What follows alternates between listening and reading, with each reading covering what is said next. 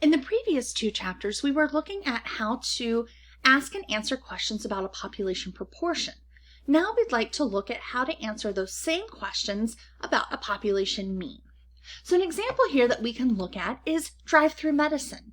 And while this is probably something that most of us have only heard through the COVID-19 scenarios, this is actually something that has been explored with things like the flu, because every season, flu patients can overload an emergency room.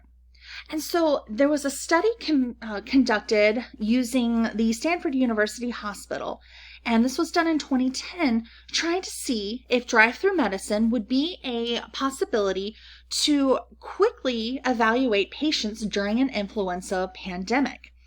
Because if you think about with these flu patients waiting around in a waiting room, they could be exposing other patients with the flu. And since they would not be particularly life-threatening, it might be a little while till they get seen.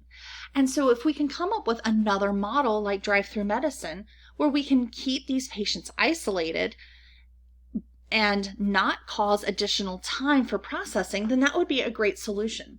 But if this drive-through medicine ended up taking longer or wasn't as effective, then this would not be a good treatment option. So the study was looking to see if we could make improvements to the processing time.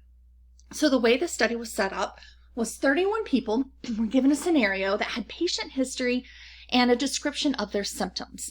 All of these scenarios were based on real patients from the emergency room. And these particular people in the study were not actually sick, but they had this information so that they could provide the physician with information to see if they were treated appropriately and quicker.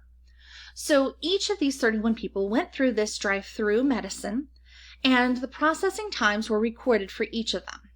The question that we wanted to answer was what is the mean time to process flu cases in a drive-through model? And we're looking for the population mean. Of course, we can find the mean of these 38 patients, but we want to see if this was done on a wider scale, if the mean processing time for these flu patients was quicker than it is for the emergency room.